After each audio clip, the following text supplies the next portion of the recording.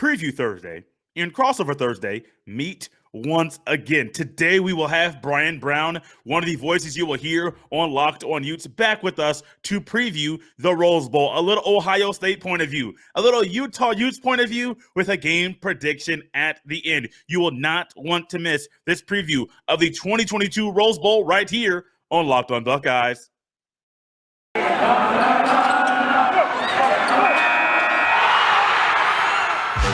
You are Locked On Buckeyes, your daily podcast on the Ohio State Buckeyes.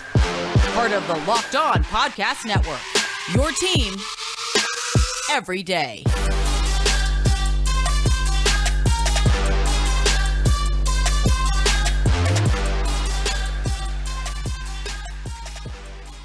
Hello, everybody. Welcome to another Locked On crossover. I am Bryan Brown. I'm the host of Locked On Utes.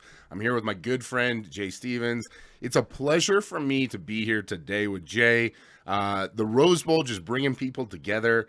But I think, in a lot of respects, it's also pushing people apart as the big news coming out, I think, is the decision by a few Ohio State players to opt out and declare for the NFL draft. We've seen a few Utah players do the same, saying that they would declare after the game. But the big news yesterday, it's the departure of a couple key players for the Buckeyes.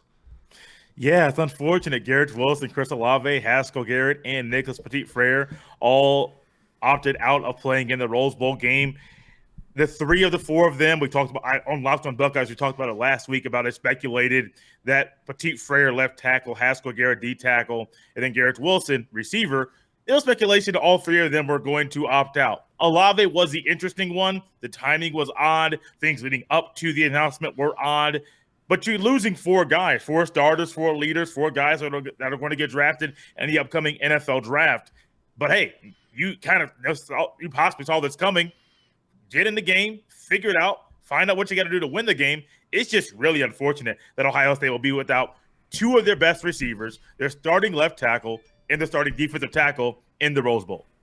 It is, and I think this was a matchup that was going to be really interesting with those players involved. Now I think it's even more interesting. We talked about it previously in our crossover episode about, the reasoning for it, right? And it was kind of assumed that Olave was going to play because he's a Southern California kid. It was his chance to go home, play in the Rose Bowl, fulfill a dream. And then he just kind of out of nowhere decides, no, I think I'm going to go play in the NFL. It just very unique scenario. If you're looking at this one, though, Jay, I think the big question to me is which one of these declarations has the biggest impact on Ohio State? Because I think everybody would naturally assume that it's the wide receivers, right? But maybe it's not. Maybe it's Petit-Frere.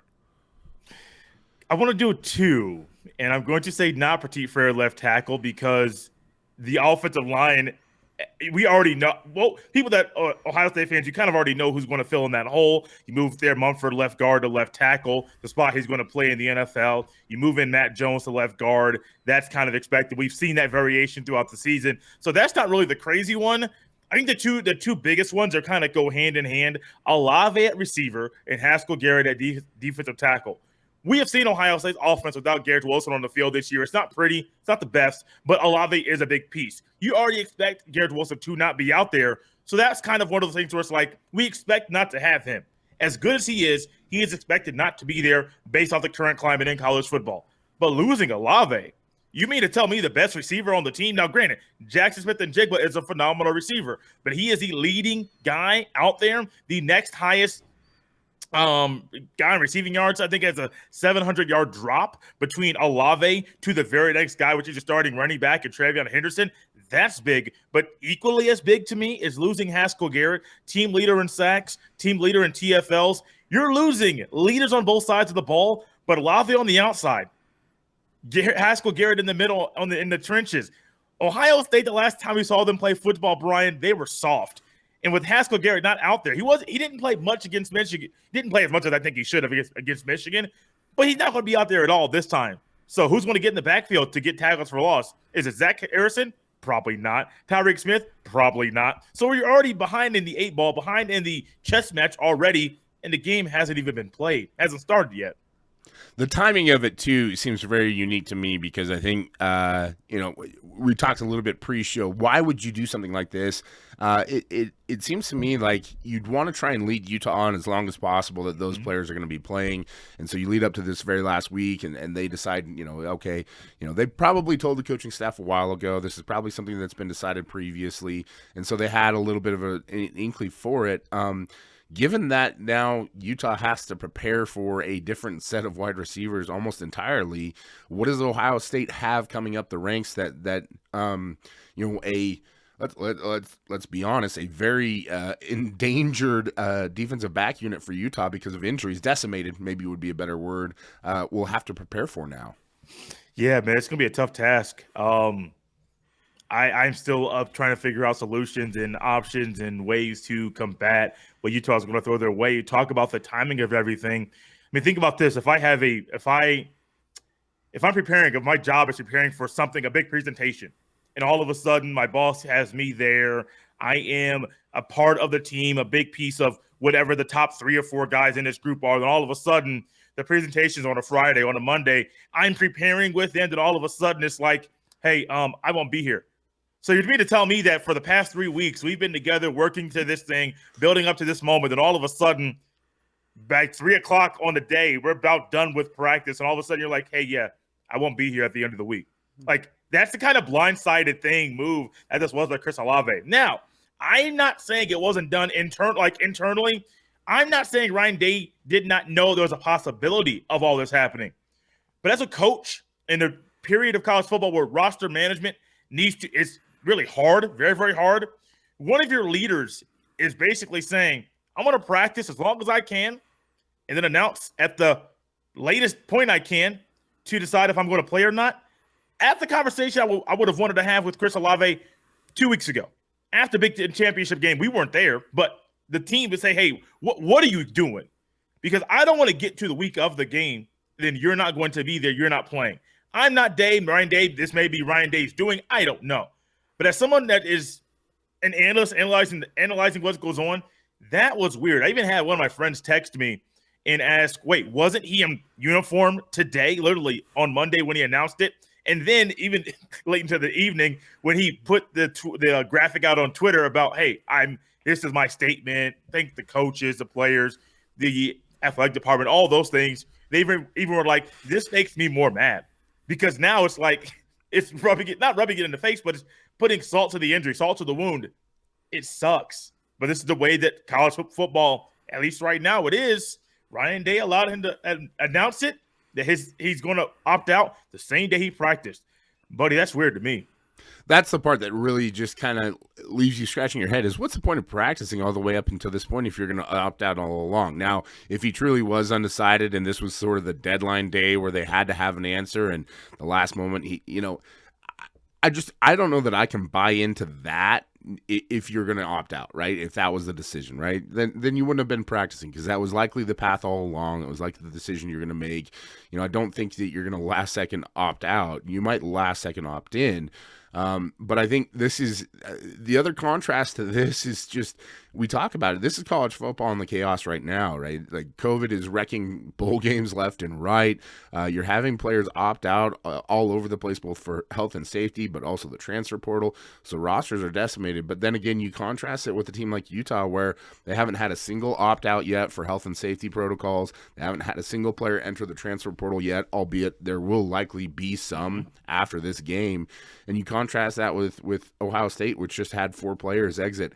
And I would have to think that, Buckeye fans are not pleased about this. And Utah fans in a weird kind of scenario are a little bit displeased with it as well, because I think they wanted to play a full-strength Buckeye team and show, this is a team in a conference in the Pac-12 that still has a place in the national scope. And now, it's kind of, up in the air what we're really going to get in terms of performances, I would think probably from both sides. Think back to last year's national championship game. I remember there were rumblings about Ohio State COVID inside the program. Ohio State does a good job of keeping things internal. Even those that cover the team that are beat writers, they don't really release all the information that they know. Of course, you want to stay on the coach's good side, so you're only going to release the things that need to be released, and I get all of those things. But there was talk last year that there's a possibility of the national championship game getting pushed back due to COVID complications inside the Ohio State football program. They ended up playing the game. They were without Tyreek Smith. They were without some other key players on the team. And, well, with them or without them, I still think Alabama was going to win the game. I have heard nobody bring up COVID from last year's national championship. All we talk about is Devonta Smith and Tuf Borland. I keep hearing about stuff that happened on the field, which is what I love. They don't talk about what happened off the field. And I think in this game, Bryan, I do think that COVID may be a factor, but I don't think it's going to be the determining factor about what happens on the field. These are still two really good, two really talented football teams. And in the Rose Bowl, I do think Utah is a worthy opponent that is going to pose a threat. No matter if Ohio State's at full strength or not, Utah is a really good physical football team that is going to throw everything at Ohio State Saturday so they can win the game. They can try to win the game. Yeah, and I think that's something that we should definitely talk about around the corner. Want to first off thank everybody for making whatever your Locked On pod is, whether it's Locked On Buckeyes or Locked On Utes, for making that your first listen every day. We are free and available on all platforms and brought to you this week by Sonos. Sonos is the official sponsor of ESPN College Football. Go to Sonos.com to learn more.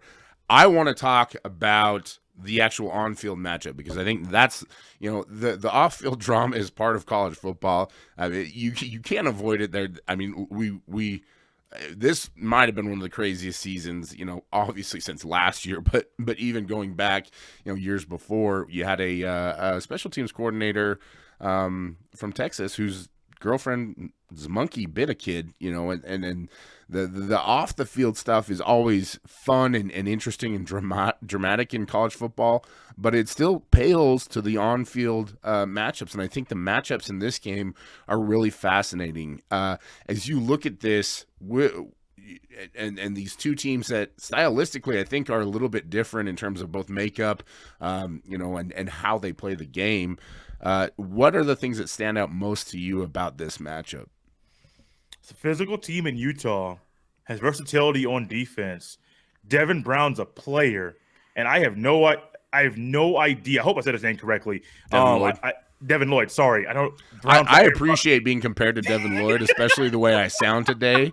Because if I'm performing at that kind of level, sign me to all the deals right now. We joked that Utah posted a picture of them flying out on the New England Patriots plane, and we've joked that the Patriots sent that so that they could just hide Devin Lloyd on the plane until they draft him in April. But he, I didn't mean to interrupt you completely. He's a tremendous player without a doubt. No, you're fine. A little humor is always good. Just brightens up everyone's day, especially when Jay messes up the name of player that Ohio State is pinpointing in this game. That matchup alone, knowing where Devin Lloyd is, and then also Nephi. I always butcher his name. Nephi Sewell. Is I get that correct? Perfect. Nailed yes. it. Look at that. I always pride myself with names, but then I look at this roster, the depth chart, I'm like, wait, I can't pronounce half of these names. We're going to butcher them as we go. But those two guys together on the Ohio State offense, when Ohio State has the ball, you have to notify and know where all those guys are. The last time Ohio State played a Sewell boy, it was Noah Sewell, and the Sewell got the best of Ohio State September 11th, week number 2. Hate to bring up that Oregon game, but it's still a factor in what we're going to talk about the rest of this show because this Sewell is good. I don't know what they do with the Sewell family. They got the Sewell that was at Oregon, the left tackle. Panea Sewell, thank you. Mm-hmm. They got Noah, now they got Nephi. Is it another one that's coming down the road? I have no idea, but if there is, they're probably going to be as versatile and as good as the previous two are. Those two gentlemen, Devin Lloyd and Nephi Sewell, those two guys have to be pinpointed, and Ohio State has to know where they are at every point, every second, pre-snap, because if you don't, they're going to mess up anything Ohio State wants to do, running or passing the ball. And that's Utah's MO. It's a team that's really developed defensively this year, which is a little surprising. Utah in the past has been a defense-first football team. Early on, this defense was young and experienced, only played 5 games last year because of the COVID situation, and it took some time for them to kind of come around. But you're absolutely correct in that it's Devin Lloyd and Nephi Sewell that sort of managed this thing for the Utes. as we look at that matchup against Ohio State, now losing the starting left tackle is a big deal. But the bottom line is they still got Trayvon Henderson, and if he's not the best back in college football, he's one of the best. How do you see him matching up against this Utah defense? And do you see, because I think really the perception, at least anyways, of Ohio State is that this is a team that's been able to be super effective in the pass game. But do you see them maybe relying on him a little bit more now because of the opt-outs? Oh, they're going to have to. And it won't just be just him. It'll be Trayvon Henderson as well as Mayan Williams, kind of a two-headed monster. I think when it comes to the carries, I would love to see them split carries because they're two different style backs. But I do think Ryan Day and Tony Alford, the running back coach, will end up giving more carries to Henderson. And that could be the downfall. Because I do think Mayan Williams, his physicality and his ability to run inside the tackles, I think in this kind of game, you're going to need that. The pre-snap stuff that Ohio State used to do, they went away from that against Michigan. They got to go back to that. Because if you talk about Henderson flourishes when things happen pre-snap, which open up lanes for him. Yes, he has amazing vision.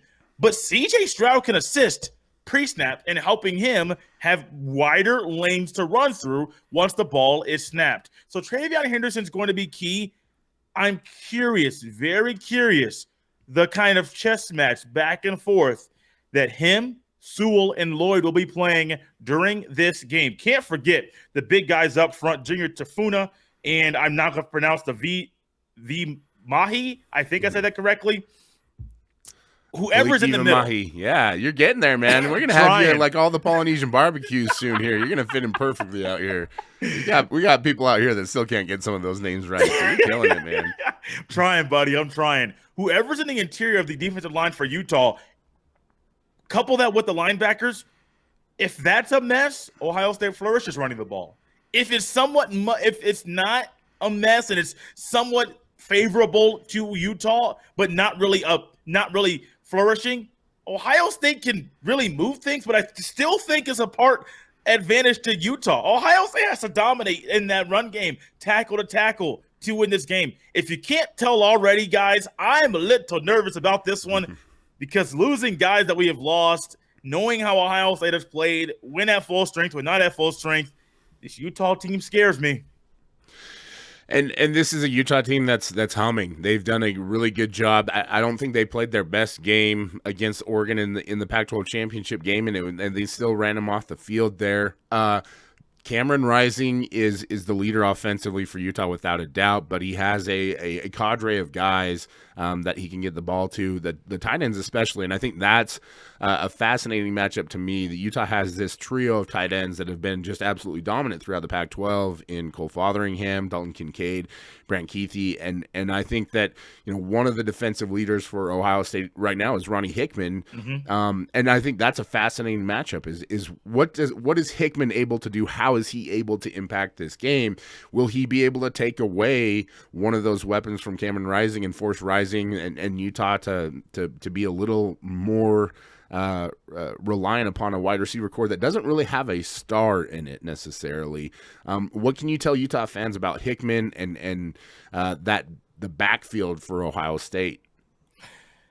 That Ronnie Hickman addition, moving around, strong safety, sometimes he's inside the box as a third linebacker, that's been really helpful for Ohio State. Ohio State does not want to play three linebackers on the field at one time. I do think there are times they need to play three linebackers, but they've been able to utilize and maneuver and really have Ronnie Hickman use that bullet. I call it the rover position or whatever you want to use, that special type defensive back in that 4-2-5 defense. That's been Ronnie Hickman this year, leading the team in tackles. I believe he's at 96 right now. Assuming everything goes well and the game is played, he'll be over 100 tackles in this season, which is an amazing accomplishment, knowing what Ohio State's defense has been of late and seeing how he has really taken the new position by storm and played very, very well there. I do think Ronnie Hickman, when it comes to the tight ends and really muddying them up and hitting them off the line, I do think that's going to be a big thing for him. I'm curious how much too high safety we're going to see from Ohio State this year, the single high safety with Bryson Shaw. at times has been really a bad spot for Ohio State. So I'm curious about that one. But one thing I do think is Ronnie Hickman can be a big piece. I'm not sure if you're going to see Marcus Williamson or Lathan Ransom at the cover safety or slot corner position. Whoever it is, Ronnie Hickman's on the field. He's all over the place. He's going to mess up the tight ends, I do believe. The running game to me still, though, of Utah, I don't care how good Ronnie Hickman plays, how good Still Chambers plays. That running game, if they can cover up those defensive linemen, this could be another showing of what we saw against Michigan for Ohio State. It's not pretty, buddy. And Utah has been extremely efficient in the downhill running game this year. They have Tavion Thomas, 6'2", 220, and he is an excellent runner, and they do a great job with the inside zone. Like you said, Hickman's not going to have the impact on that kind of, stopping, right. Because he just can't be the guy that comes in there and plugs up the middle. You're going to have to depend on, a lot of those inside linebackers, the Cody Simons, the Bryson Shaws, et cetera, to see who really can, plug up that middle. I think the unique part about this is what Utah does personnel-wise, right? They run a lot of 12 and 13 personnel with those tight ends, and because they are so versatile and interchangeable, there'll be times where you'll see Kincaid or Keithy line up as the flanker or the Y, or the X, or whatever it is. And so I think that's where it really gets intriguing on the defensive side of the ball for Ohio State is how do they match up? I think that's where, Hickman has the potential to make a big impact, if you do maybe like a spotlight coverage or something like that, to where he's following one of those guys around. You could force Utah into doing something that they haven't done a lot, which is, trying to go downfield. And especially if they do decide to go single high, maybe Utah tries to press and go deep a little bit more than they're used to, depending on how things go with the run game. Now, we saw Oregon in the Pac-12 championship game try to just basically say, yeah, we're going to put every guy where you're going to try and run the ball to try and stop you. And it lasted for about a quarter, and Utah was right back to just running downhill. And that running game, I think, has developed. They've gotten very physical with it. They've got some big physical guys up front. I expect Utah to be very healthy. They've got two senior offensive linemen in Nick Ford and Bam Olasheni that big physical guys, most likely will end up getting drafted for sure. Nick Ford at the center position. So I think that's a very interesting aspect of it. I think special teams plays a big role in this one. I think there's a lot of talent in Ohio State that plays all over the field, and Utah special teams have struggled. They struggled to get the punt off. They've had 2 punts blocked this year. I think Britton Covey is a dangerous return man for the Utes, and I think that's an interesting matchup as well, because Utah has fared extremely well when it comes to field position, and so this matchup across the board has a lot of keys. I think the biggest key, though, and it's just the way of college football, it's the way of the football in general right now, is the quarterback position. And when you put C.J. Stroud and Cameron Rising together, I think that C.J. Stroud is without a doubt the elite quarterback in this group. What are you expecting from him, and what do you expect to see out of him in order to see Ohio State win this game? I'm expecting him to do something he hasn't done much all year, and Ohio State fans have been yelling and coaching from their couches. He's probably going to have to run the ball a little bit in this game. And I don't think it's something that he can't do. I think he made a comment after a game one day, and he said, if my job was to run the ball, I would be a running back. Now, that's kind of a very bold statement to say, but he's right in the aspect that he is a quarterback. And Ryan Day's offense, the quarterback is asked to throw the ball. Not the day of Justin Fields, or not the day of Johnny Manziel or an RG3 or the guys that we've seen recently where they're dual threat. No. CJ Stroud is a thrower of the football. But when you're losing your top 2 receivers in Wilson and Olave, Jackson Smith and Jigba, does he stay in the slot? Does he move outside? That's something that we'll see in the game. Do they throw in Emeka Egbuka or Julian Fleming or Marvin Harrison Jr.? All of the names I just mentioned got very little clock this year. So I do think there will be times Utah might bring more pressure. Like I'm not the defensive coordinator. Utah's going to bring more pressure. Why? Because they know the timing is not going to be the same as it has been for Olave and Wilson and even Smith and Jigba throughout the entirety of the season. More pressure, flushing out, rolling the pocket, and it's going to be 5 to 8 to 10 yard gaps and holes right there in the flat where he can just take advantage of those and run and get a first down. I think that's one thing, and an added wrinkle from C.J. Stroud we'll probably see in this game. because his legs will be needed for him to be successful without his two best receivers. And I think it really plays against what I should say is that it neutralizes two strengths that Utah has in their ends, Van Fillinger and Mika Tafua. Tafua led the Pac-12 in sacks this year. He's an elite rush end, and I think that Utah is going to try and use him to rush as much as possible. If Stroud can get out and move with his feet, we've seen that Utah in the past has struggled with that. I think they've had a lot of effective, pressure this season, and that's an MO of this defense. And so again, spot on with the breakdown on that one. I love this matchup. I really do. I think it's going to be a really fun game still, even with the opt-outs. I think I mean, I look at that Ohio State roster and I'm just like, holy cow, when did the 4-star stop? Especially as a guy who kind of got his start in this business with recruiting. There's a lot of really good, talented players on that team. And it's a program in Ohio State that brings with it so much tradition. As you look at this game and as we kind of wrap this thing up, give me just your overall feeling for it and also what has you most excited about it. Overall feel. No, I'll go to the most excited part first because the overall feeling is going to be a little different than most games that I talk about here on the podcast. I am excited for the Rose Bowl. Always my favorite game of the year. It's up there with the national championship.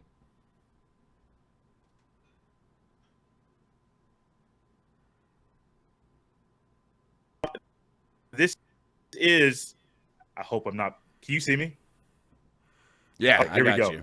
Okay, sometimes that happens. The whole system freezes up every now and then. But this game here, the backdrop, the grass, I'm one of those weird fans that loves games on grass, and this is the best field to play football on in the country. Seen a lot of great fields out there. This one is the best, and I'm excited because of this one. If Ohio State wins, they have the most Rose Bowl wins in Rose Bowl history. If Utah wins, it's their first Rose Bowl win in school history. So it's a lot of good things going on back and forth. It's the Rose Bowl, the granddaddy of them all. I'm just excited that Ohio State's playing. They're playing a worthy opponent in Utah. I do think it'll be a hard-fought game all four quarters.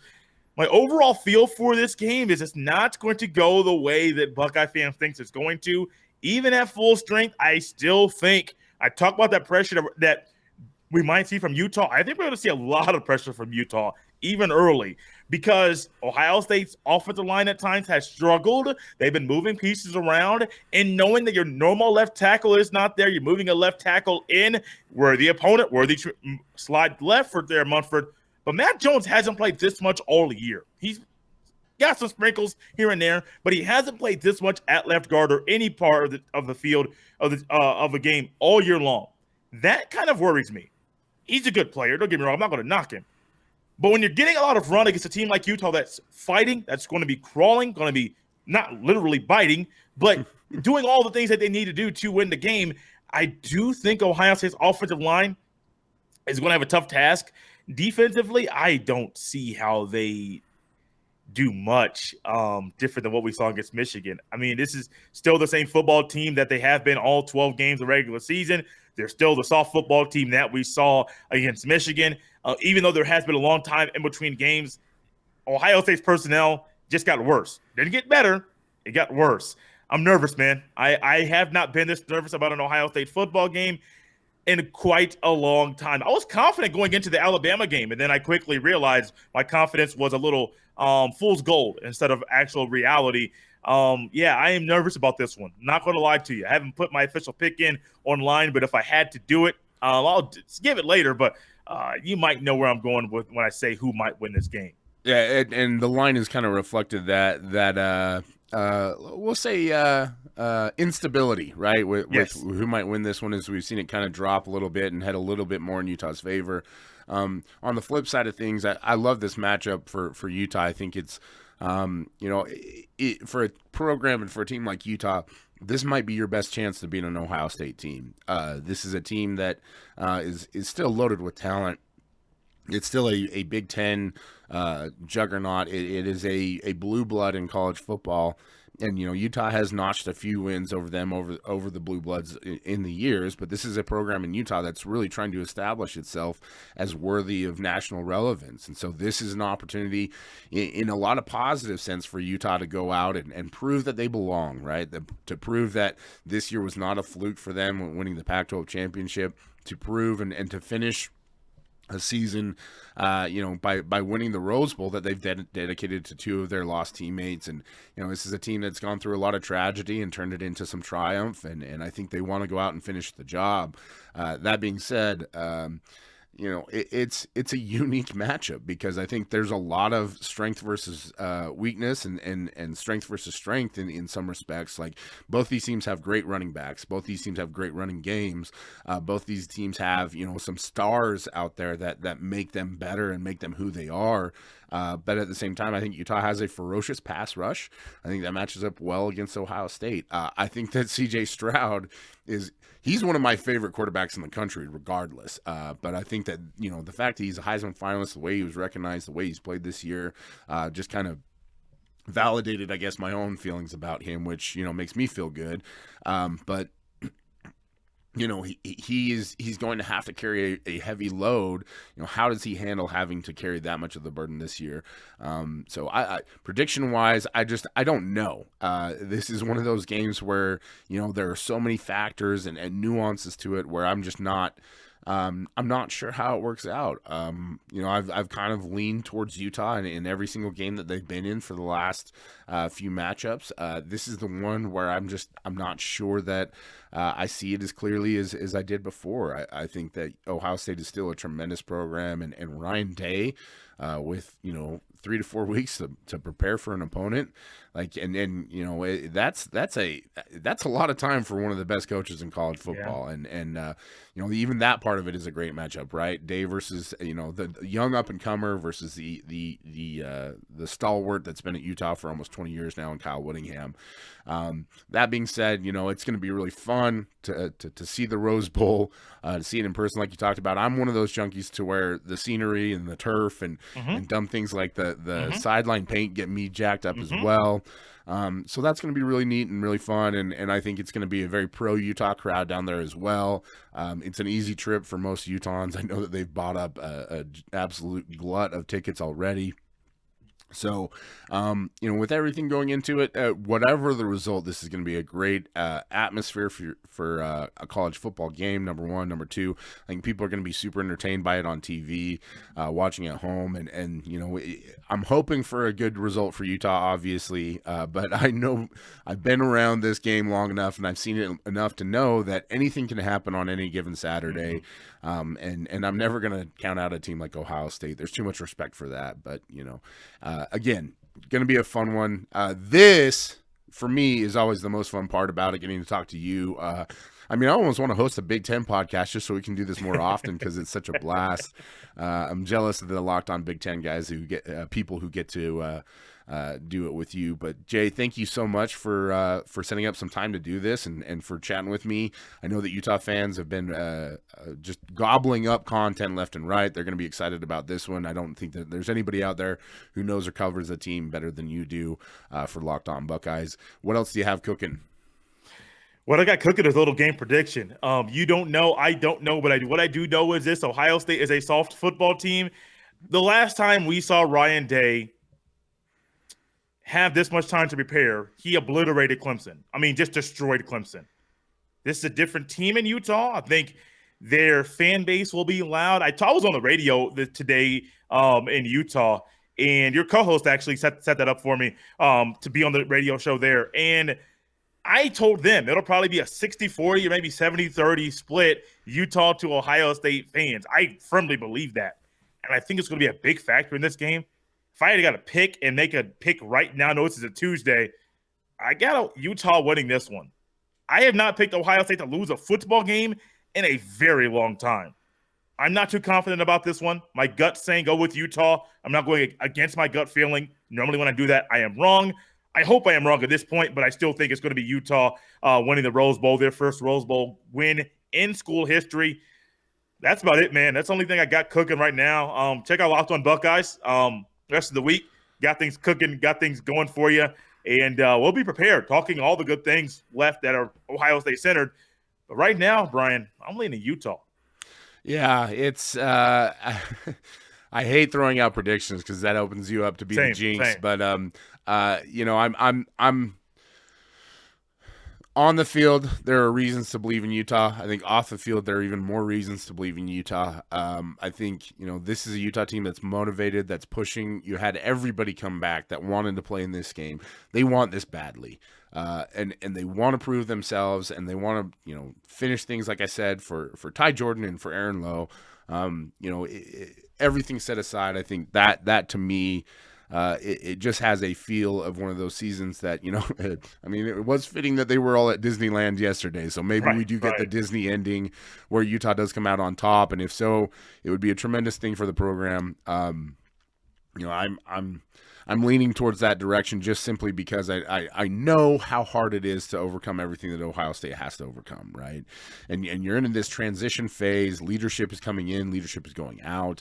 And that's really hard to stay consistent. But, again, for everybody out there who wants more Jay content, you can catch him on the interview this morning on The Zone, 1280 The Zone. You can find that over at KSLSports.com. We'll prop them up all the time. I was excited that Jay got you on because I knew that you'd do great. Thank you so much for doing this with me. Hope you enjoy the rest of the week off, so to speak. It's never really a week off when you're doing the podcast daily. But also want to thank everybody for joining us here. On the Locked On Crossover Network. Yeah. We'll call it whatever it is. Yeah. So thank you, everybody. Be sure to follow Jay at JStevens07. Follow me at BrownBearSLC on the Twitters. And then, like I said, gobble up all that Locked On Buckeye content while you can, because it's the perfect time to know your foe.